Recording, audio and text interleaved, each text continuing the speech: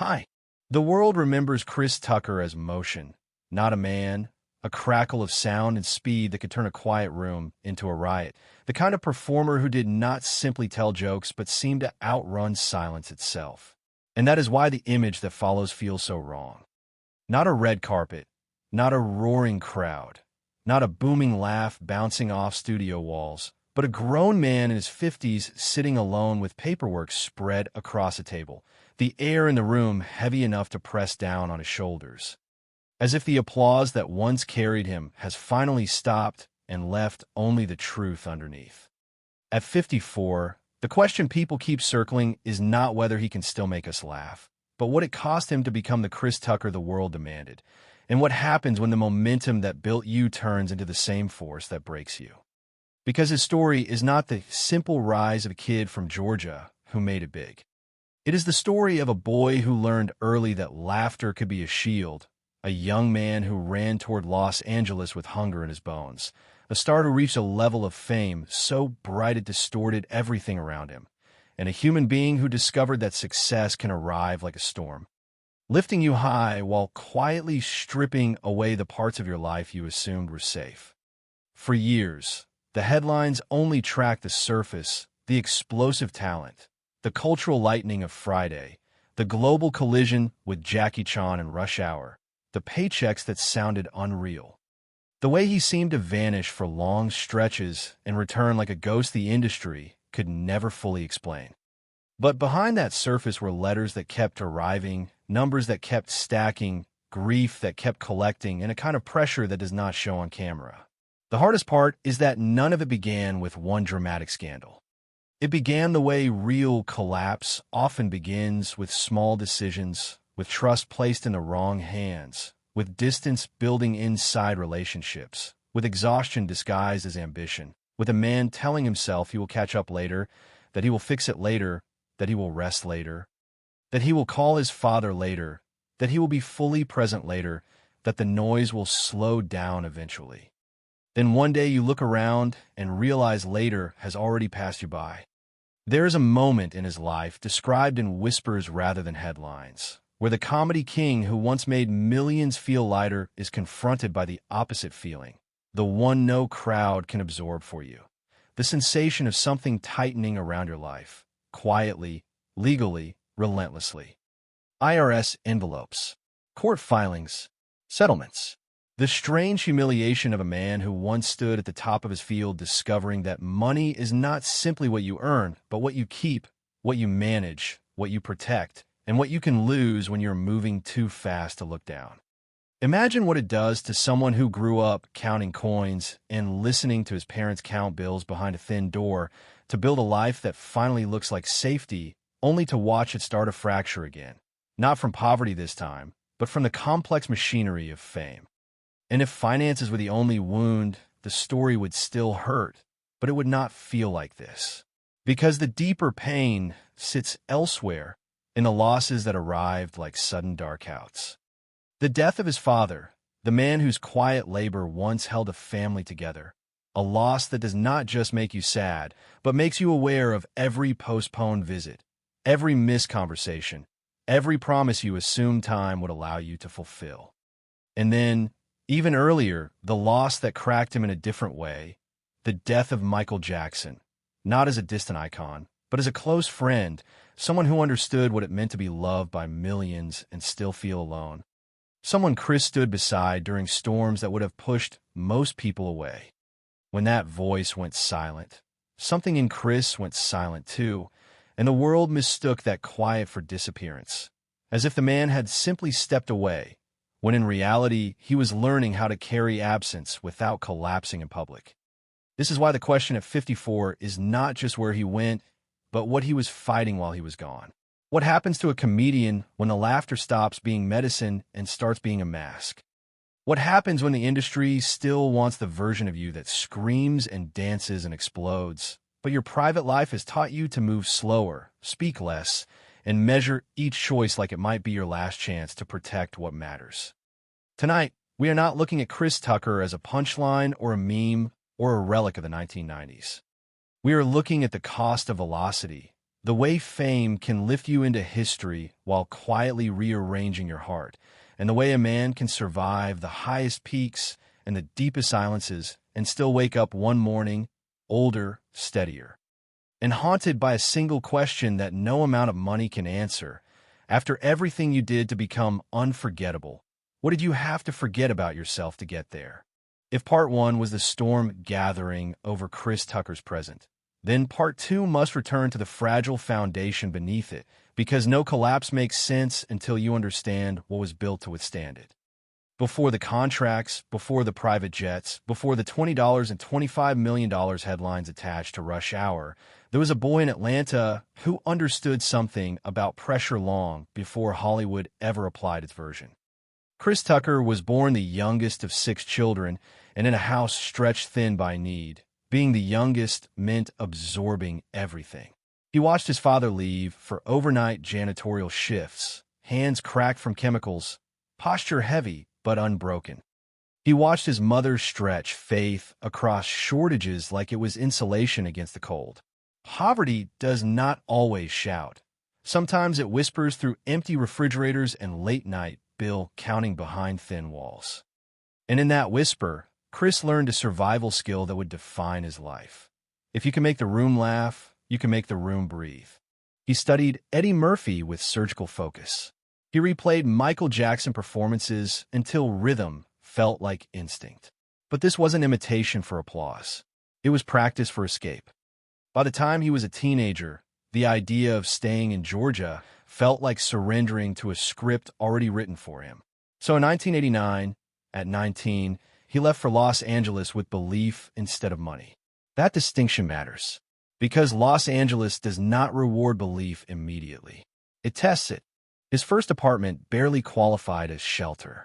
Peeling paint, a heater that coughed more than it warmed, a mattress thin enough to feel metal beneath it. Hunger became a budgeting strategy. Bus fare was sometimes a luxury. He walked to comedy clubs because quitting would have required returning home with nothing to show for the risk. And failure in Los Angeles carries a different kind of humiliation. It isn't loud. It's indifferent. Rooms that don't laugh. Club owners who glance past you. A sentence like, "Voices like yours don't sell here," delivered casually enough to feel permanent.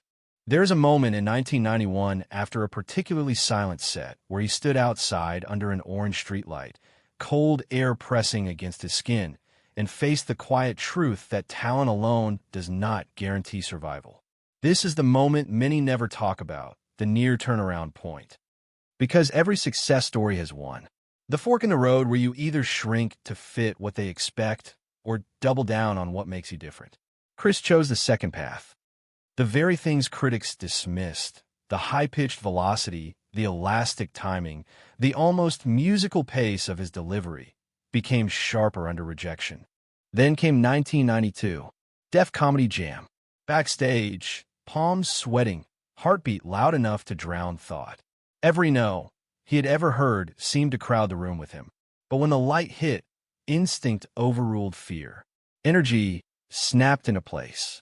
Timing landed with precision. The audience didn't just laugh, they erupted. For the first time, he felt oxygen instead of resistance. That performance did not make him rich overnight. It made him visible. And visibility in Hollywood is currency before money ever arrives. Small roles followed. A blink-and-miss-it appearance in House Party BA, then, in 1995, a script that would change his trajectory, Friday. Smokey was chaotic, fast, unforgettable. Audiences latched onto him immediately. The character felt spontaneous because much of it was improvised. But here is the detail that reshapes the myth. He was paid only $5,000. $5,000 for a role that would become culturally permanent. It's easy to romanticize that kind of beginning. The hungry artist who becomes iconic. But inside that moment was a complicated emotion. Gratitude mixed with awareness. Fame had arrived before financial security. Doors opened, yes, but not wide enough to eliminate the anxiety that had defined his childhood. When people began recognizing him on the street, shouting Smokey's lines from across parking lots, he was still calculating rent in his head. still unsure whether this breakthrough was stable or temporary. And stability is the word that threads through his early ascent. Because even as Hollywood began to pay attention, Chris Tucker was navigating an internal conflict. Raised deeply within faith, he began questioning the type of humor he wanted to attach his name to. As opportunities expanded, so did the tension between what sold and what aligned with his evolving beliefs. When a sequel to Friday emerged, next Friday, he declined. Publicly, it was framed as a career choice. Privately, it was a spiritual one. That decision strained his relationship with Ice Cube, a collaborator who had shared the hunger of those early years. This is the paradox forming in real time. Success multiplying options while simultaneously multiplying pressure. Each yes shapes your identity. Each no costs something. By the mid-1990s, Chris Tucker was no longer fighting to be seen. He was fighting to remain himself inside visibility. And that tension is rarely discussed in the making of stars. Because what audiences saw was velocity. What they didn't see was calculation. Every new opportunity meant stepping further from the simplicity of Atlanta and deeper into a machine that does not pause once it recognizes profitability. And the machine was about to accelerate. In 1997, he appeared in The Fifth Element as Ruby Road, flamboyant, exaggerated, impossible to ignore. The performance was divisive but unforgettable. He forced himself into a cinematic universe that did not expect him, and that boldness positioned him for what would follow. The stage was set. The hunger was still alive. The industry had finally leaned in. What Chris Tucker did not yet know was that the next step would not simply elevate him. It would redefine him globally. And once you reach that altitude, gravity begins to work differently. By the time 1998 arrived, the tension that had been stretching through Chris Tucker's life finally snapped. Not downward, but upward, like a slingshot released after being pulled to its limit. The script was simple on paper, a mismatched buddy cop comedy pairing a fast-talking American detective with a disciplined Hong Kong inspector. But what happened when Chris Tucker collided with Jackie Chan inside Rush Hour was not simple at all. It was chemistry that felt accidental and engineered at the same time. Rhythm meeting restraint. Velocity meeting precision. The film exploded, grossing over $244 million worldwide. At 27 years old, Tucker wasn't just a rising comedian anymore. He was a global force. The world saw the jokes, the swagger, the electric timing. What it did not see were the 18-hour shooting days. The repetition. The pressure to improvise brilliance on command. The expectation that he would be the kinetic engine driving every scene forward. Success is often described as elevation, but it can feel more like acceleration. Once the first Rush Hour hit, there was no pause for reflection. There were interviews, premieres, press junkets, global travel, and contracts that grew larger with every signature. When Rush Hour High arrived, it shattered expectations with $347 million at the box office. Tucker's salary reportedly reached $20 million. Then came Rush Hour BA with a staggering $25 million payday, plus a share profits. For a brief period, he was the highest-paid comedic actor in Hollywood. The boy who once rationed noodles in Los Angeles apartments was now commanding sums that felt unreal even to him. But something else was growing alongside the checks, an internal unease that money could not quiet. Because while the franchise thrived, his personal life began to thin out. His marriage to Ozza Pryor, formed in the mid-1990s before superstardom fully consumed him, started feeling the strain. Their son, Destin, born in 1998, had arrived at the same moment his career detonated. Imagine the contradiction. Holding a newborn child in one arm, while contracts worth tens of millions land in the other. One demands presence. The other demands motion. Hollywood does not slow down for fatherhood. Shoots lasted months. Travel became constant. Press tours blurred cities together. Success does not politely ask what it is costing you. It simply continues forward. And slowly, distance formed where closeness once lived. By 2003, the marriage ended quietly, without public scandal, but not without private fracture. Later, Tucker would admit the truth in a simple line: "I try to be everywhere, and something always gave." That something was time at home. At the same time, another shift was happening, spiritual rather than relational. Raised in a deeply religious household, Tucker began re-evaluating the content of his comedy and the trajectory of his fame. The jokes that once felt natural began to feel misaligned with who he was becoming. He stepped away from certain roles. He declined projects that promised money but conflicted with his evolving convictions. To the outside world, it looked like unpredictability. Inside, it was recalibration. Then came 2007, the height of financial triumph with Rush Hour BA, and paradoxically, the beginning of withdrawal. After the third installment, something unexpected happened. He didn't immediately chase another blockbuster. He didn't flood the market with sequels or spin-offs. Instead, he stepped back. From 2007 to 2011, he was largely absent from major Hollywood projects. Speculation filled the gap. Was he difficult? Was he selective? Was he fading? The truth was more complicated. The silence wasn't laziness. It was conflict. Fame had delivered everything he thought it would, and left him restless. There's a rarely discussed psychological effect of extreme success. When you achieve your highest external goals before 30, you are forced to confront who you are without pursuit. And for Tucker, that confrontation was uncomfortable. He had climbed so fast that he had not fully processed the ascent. Then, quietly, the financial tremors began. Between 2002 and 2010, tax liabilities accumulated.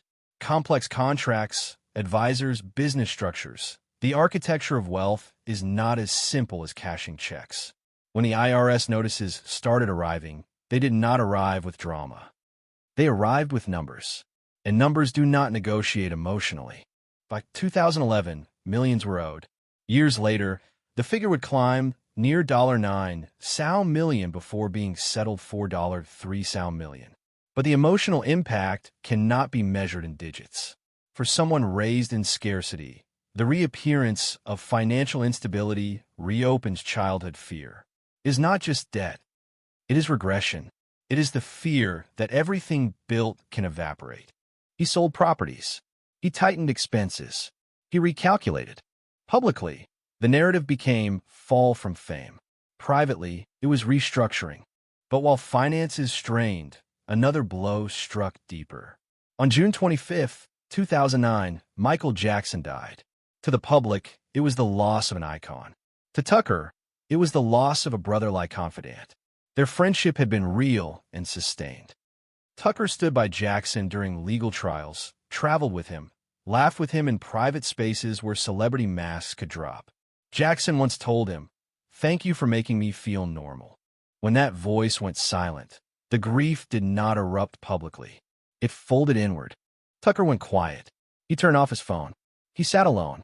He later admitted that he called Jackson's number after his death, letting it ring, as if denial might reverse reality. The world watched a memorial. Tucker experienced absence. And then, in 2016, another pillar fell. His father died. The man whose labor defined dignity in his childhood was gone. This loss struck differently. Not globally, but intimately. Regrets surfaced, postponed visits, delayed conversations, the illusion that there would always be more time. Grief compounded. Financial stress lingered. Career momentum had slowed.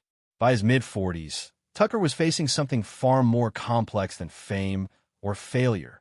Identity reconstruction. Who are you when applause fades? Who are you when the money shrinks? Who are you when the people who anchored you are gone?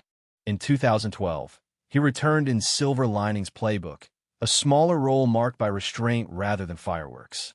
The performance was subtle, almost understated. It signaled something. He was no longer chasing noise.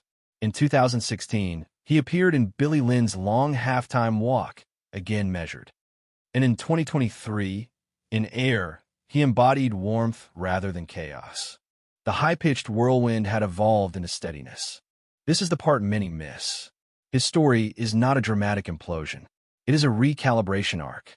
The velocity that once defined him has slowed into intention. The man who once outran silence has learned to sit inside it. But slowing down comes with its own confrontation. Because when movement stops, reflection begins. And reflection is where the hardest truths wait. The next chapter is not about box office numbers. It is about what he carries now, at 54, after the laughter, the loss, the lawsuits, the legacy. There's a difference between stepping back and being pushed back, and in Chris Tucker's life, the line between those two became painfully blurred.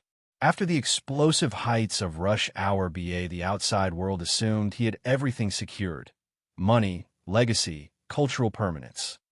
But what followed was not another blockbuster. It was silence. Not dramatic, not scandalous, just quiet. And in Hollywood, quiet can be more unsettling than failure. Between 2007 and 2011, Chris Tucker was largely absent from major film releases. Offers existed. Scripts circulated. But something inside him resisted momentum for momentum's sake. The boy who once sprinted toward opportunity now hesitated before every yes. That hesitation confused executives. It frustrated collaborators. It created rumors. But hesitation is often the sign of someone who has seen how high the climb goes and how thin the air becomes at the top. Then came the financial reckoning in full clarity. IRS notices have been arriving quietly for years, but by 2011 the numbers could no longer be deferred or misunderstood. Millions in unpaid taxes across multiple years. 2002, 2006, 2008, 2010, stacked like invisible cracks beneath a polished floor. By 2021, the government alleged that the debt had reached approximately $9 million before eventual negotiations reduced the figure to roughly $3 million. Headlines framed it as collapse. But the deeper reality was structural failure, trust placed in advisors who mismanaged or misunderstood the architecture of his income. This is the paradox of sudden wealth. The skills that earn it are rarely the skills required to protect it. For someone raised in scarcity, the humiliation cuts deeper. It is not merely the loss of money. It is the return of instability. Selling property, particularly his Florida home, was not just a financial transaction. It reopened a psychological memory of fragility. The image of placing keys down for the last time carries weight that the public never sees. A man who once commanded $25 million per film walking through emptied rooms, feeling echoes where certainty once lived. But financial strain was only one layer of the storm. The emotional architecture had already been shaken by loss. In 2009, the death of Michael Jackson hollowed out a space in Tucker's private world that fame could not refill. Their friendship had been genuine and sustained beyond publicity cycles. Tucker had stood beside Jackson during courtroom trials, offering loyalty in seasons when many withdrew. When Jackson died, the world mourned a global icon. Tucker lost a confidant who understood the strange isolation that extreme fame produces.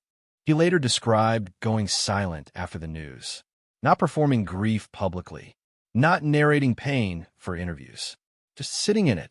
And then, in 2016, another blow, the death of his father. Norris Tucker Sr. was not a celebrity. He was something steadier. A man who cleaned office buildings through the night and returned home with cracked hands but intact dignity.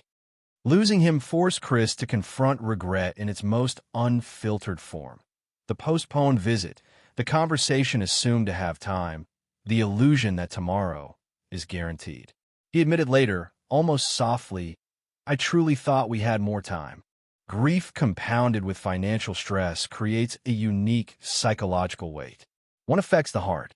The other affects stability. Together, they force reevaluation. Around this period, something subtle shifted in his public presence. The explosive, high-decibel performer of the late 1990s softened. Interviews became slower. Answers more deliberate.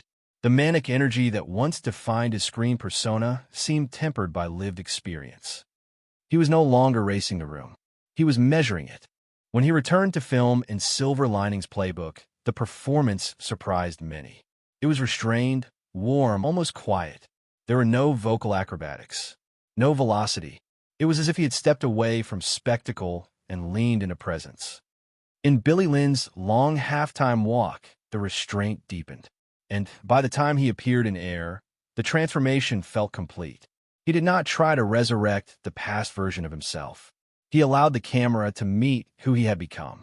This evolution mirrors something broader, the recalibration of identity after crisis. At his peak, Tucker was known for volume, fast speech, rapid-fire improvisation, physical intensity. But crisis forces compression. It strips excess. It removes what cannot survive pressure. What remained was clarity. He began selecting projects aligned not with paydays, but with values. His stand-up evolved as well. Cleaner material, slower pacing, more reflection woven between punchlines. The laughter remained, but it no longer felt frantic. It felt intentional. His philanthropic efforts through the Chris Tucker Foundation also expanded quietly, supporting education, youth initiatives, and underserved communities. Not as branding, as balance. Giving became part of recalibration, returning what life once strained him to earn. But even as stability returned, the internal questions lingered. What does success mean after you've seen how fragile it is? What does security look like after you've lost it once? How do you measure worth when applause no longer defines it? At 54, Chris Tucker's life appears quieter from the outside.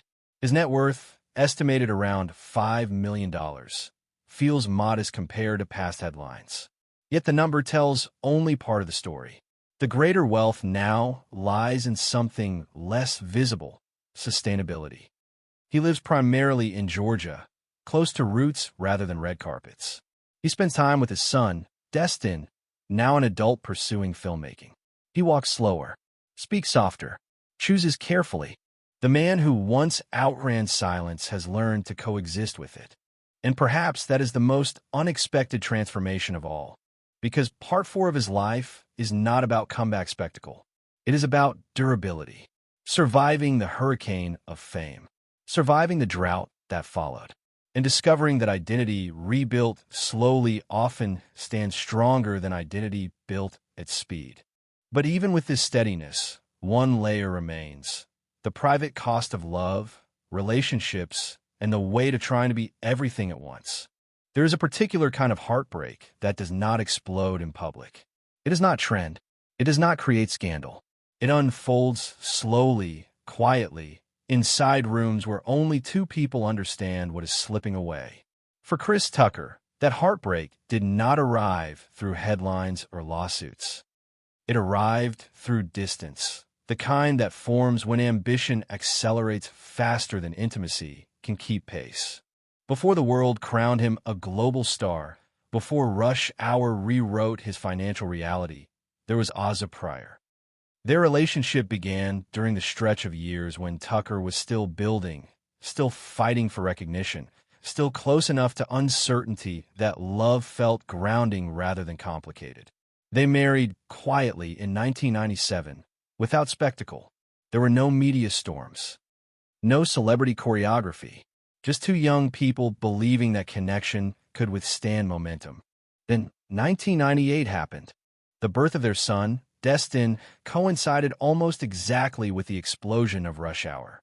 Imagine holding your newborn while Hollywood simultaneously demands global travel, endless press tours, and contracts worth tens of millions. Fatherhood requires stillness. Fame demands motion, and motion wins most of the time. At first, the adjustment feels manageable. Late-night calls, flights home between shoots, promises that this season is temporary. But success rarely slows once it identifies profitability. Sequels are scheduled. Promotional tours expand. International markets open. The world begins pulling in every direction. Inside the home, something more subtle begins to erode: presence. Ozza remained grounded, steady, protective of their son's normalcy. Chris was not indifferent. He was stretched. Every decision to remain on set another week, every red carpet appearance, every overseas commitment chipped away at hours that would never return. There were no dramatic confrontations, just accumulation, missed dinners, delayed holidays, conversations that grew shorter less spontaneous. Later, Tucker would admit with disarming honesty, "I try to be everywhere," and something always gave. The something was not love. It was proximity. By 2003, the marriage ended quietly. There were no explosive interviews, no public bitterness, just paperwork and shared custody. That restraint speaks volumes. They chose dignity over spectacle. But dignity does not erase pain. It simply contains it. The deeper cost revealed itself in smaller moments. A 5-year-old son saying goodnight. A father realizing that success does not immunize you from regret. For Tucker, this chapter reshaped his definition of achievement. Money and recognition had not preserved what mattered most. And that awareness carries weight long after divorce papers are signed. Yet even in separation, grace endured. Tucker and Aza maintained a respectful co-parenting relationship. Destin grew up shielded from conflict, allowed to build his own identity without inheriting public drama. Today, Destin is pursuing filmmaking, an echo of his father's creative world, but from behind the camera. Their bond remains close, grounded not in celebrity, but in shared growth. If the marriage represented one kind of heartbreak, another followed, softer, more private, and less defined by paperwork. Around 2007, Tucker's path crossed with India Ari, a musician known more for introspection than spectacle. Their connection did not begin in flashbulbs. It grew in quiet spaces, charity events, backstage conversations, long drives without agenda. Two people navigating visibility while searching for something steadier beneath it. The timing, however, was fragile. Tucker was entering a season of financial tension and internal recalibration. Ari was deepening her own creative and spiritual journey. They recognized something in each other: gentleness, faith, a shared understanding of fame's distortions. But even mutual understanding cannot override divergent trajectories. By 2008, they separated without public fallout. No accusations, no drama, just an acknowledgement that alignment requires more than affection. Years later, Tucker would reflect on that period with warmth rather than regret. Some relationships do not last forever, but they restore something essential for a time. India represented calm after velocity, proof that connection could exist without performance. These relational chapters reveal a pattern. Tucker's greatest struggles were rarely professional. They were personal negotiations between speed and presence, ambition and intimacy. Hollywood rewards momentum. Relationships require deceleration. Balancing both at extreme levels is rarely sustainable. At 54, this history has matured into perspective. He speaks of fatherhood differently now, less as responsibility, more as recalibration. Success is no longer defined by contracts. It is defined by whether he shows up, by whether he listens, by whether he chooses intentionally rather than reactively. The man who once moved faster than silence now values slowness. It is easy to frame his life as a dramatic arc of fame and financial turbulence. But the deeper narrative is about relational cost, about how even good men, driven by hunger and opportunity, can unintentionally sacrifice proximity while pursuing provision, about how love can endure without possession, about how regret can become instruction rather than paralysis. Because what Chris Tucker ultimately learned is this: applause does not tuck your child into bed. Red carpets do not sit at your father's table. Box office numbers do not replace the quiet security of shared mornings. His evolution in recent years, the selective roles, the calmer interviews, the cleaner stand-up, reflect a man no longer sprinting for validation. He has already seen what acceleration can take. Now, he moves differently. And yet, beneath this steadiness remains one final layer of weight: the compounded grief of losing pillars, the emotional residue that lingers even after reconciliation and rebuilding. The next chapter is not about money or marriage. It is about legacy, what remains after loss reshapes you, and what a man chooses to protect when everything else has already been tested. There's a moment in every life when achievement stops being the headline and loss becomes the turning point. For Chris Tucker, that moment did not arrive on a film set or in a courtroom. It arrived through a phone call. On January 14th, 2016, his father, Norris Tucker Sr., passed away. To the world, this was a private family matter. To Chris, it was the collapse of a foundation that had quietly supported every success he ever experienced. His father was not famous. He did not attend premieres or command interviews. He worked night shifts cleaning office buildings, hands worn from chemicals, body exhausted, but spirit steady. He modeled something more durable than celebrity, dignity. When that voice disappeared, something inside Chris shifted permanently. He later admitted, in a tone stripped of performance, "I truly thought we had more time." That sentence carries the universal ache of postponed conversations, of assuming that tomorrow is guaranteed, of believing that success can wait while family remains constant. The drive back to Georgia for the funeral was not just physical travel. It was psychological return to the house where bills were counted carefully, where laughter was survival, where dreams were whispered before they were declared. Standing in his father's room, seeing a jacket folded the way only his father folded it, smelling faint traces of aftershave, he confronted a reality no award can soften. The man who taught him integrity would never speak again. But grief did not end there. 7 years earlier, on June 25, 2009, another voice went silent. Michael Jackson. The world lost the king of pop. Chris lost a friend who understood the strange isolation that accompanies extreme fame. Their bond was not superficial. Tucker had stood beside Jackson during legal battles, offering loyalty when others distanced themselves.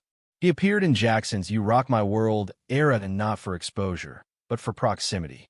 When news broke of Jackson's death, Tucker froze. He later described the sensation as the room tilting, gravity shifting. He scrolled to Jackson's contact and press call, letting it ring, as if denial might reverse finality. It didn't. At the public memorial in July 2009, surrounded by tens of thousands and millions watching globally, he felt a peculiar loneliness. Grief is often loud in crowds and quiet in solitude. For Chris, it became internal. He did not dramatize it in interviews. He carried it. Losing a father fractures identity. Losing a friend who shared your emotional language fractures trust and permanence. These compounded losses reshaped him more than financial headlines ever could. After his father's death, those close to Tucker noticed a change in his pacing. He moved slower, spoke more deliberately, laughed without urgency. The manic velocity that once defined his on-screen persona softened into steadiness. It was not exhaustion. It was recalibration. He began choosing differently. Professionally, this shift was visible in his performance choices. In Air, his portrayal was measured, warm, reflective. There was no attempt to resurrect the high-pitched whirlwind of the late 1990s. Instead, he embodied presence, stillness, control. The evolution felt intentional. But the deeper transformation was spiritual. Raised in a religious household, Tucker had always carried faith quietly. After loss, that faith intensified, not in spectacle, but in practice. Prayer became grounding. Charity became expression. Through the Chris Tucker Foundation, he supported education initiatives, food security programs, and underserved communities. Not for publicity cycles, for balance. Giving became a form of honoring what his father modeled. Responsibility without applause.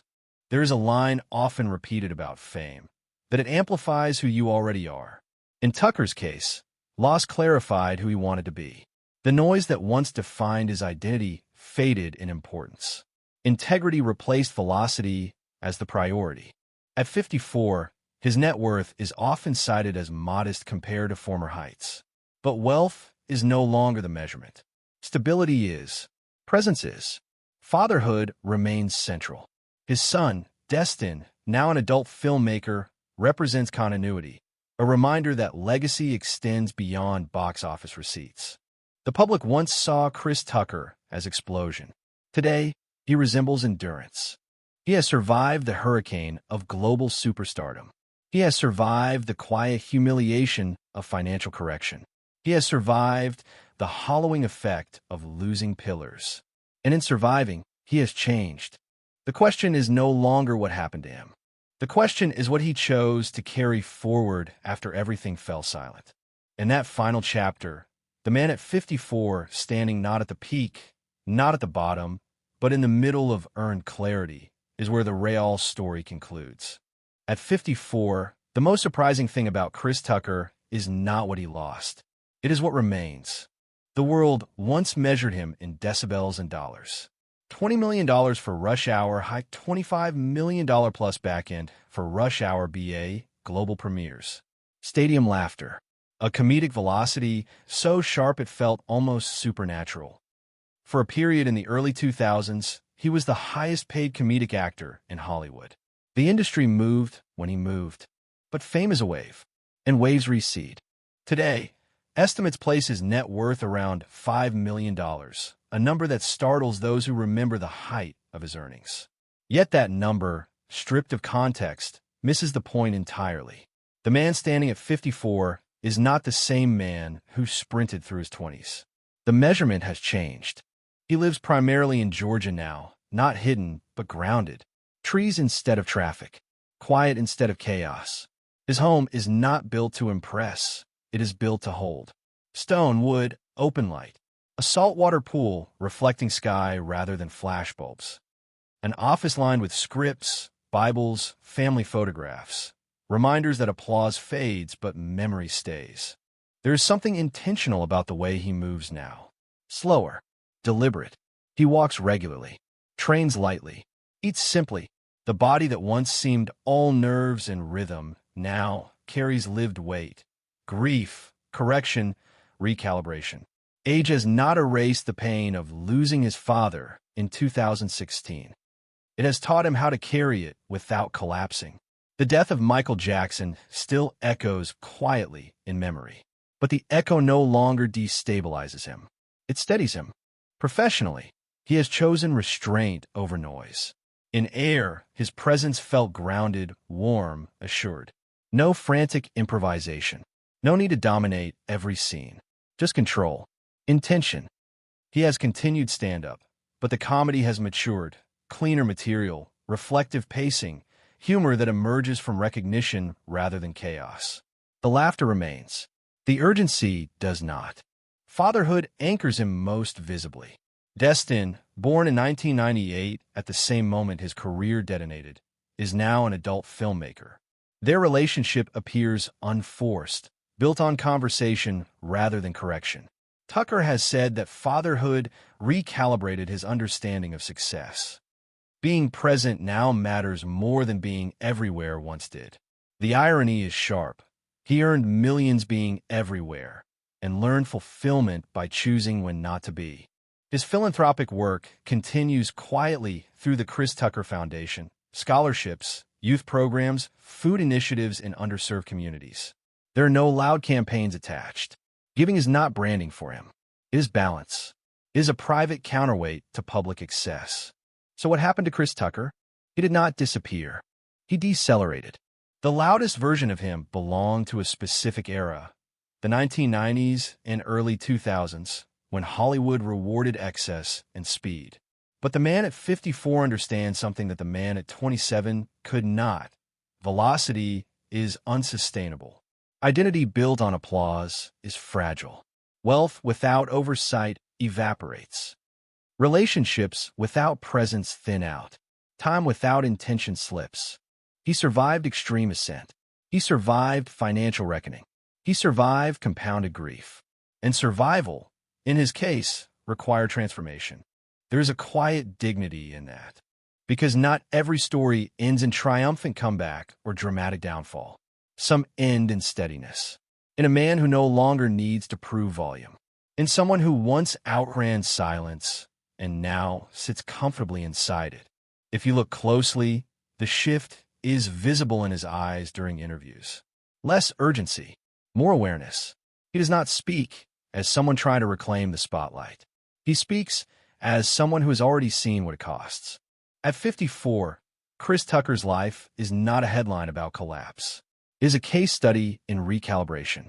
The boy who laughed to survive became a star who laughed to conquer. The man who lost money and pillars learned to laugh, to endure. And maybe that is why his story resonates more now than it did at the height of his fame. Because in the end, the real measure of a life is not how high it rises. It is what remains standing after everything else has fallen away. If this journey moved you, if it made you think about loss, ambition, regret, or resilience, share your thoughts. Stories like his remind us that success is not immunity. It is responsibility. And sometimes, the bravest thing a person can do is slow down, rebuild quietly, and keep walking forward without the noise. That is what happened to Chris Tucker. Not a fall, a reckoning, and then a choice to remain.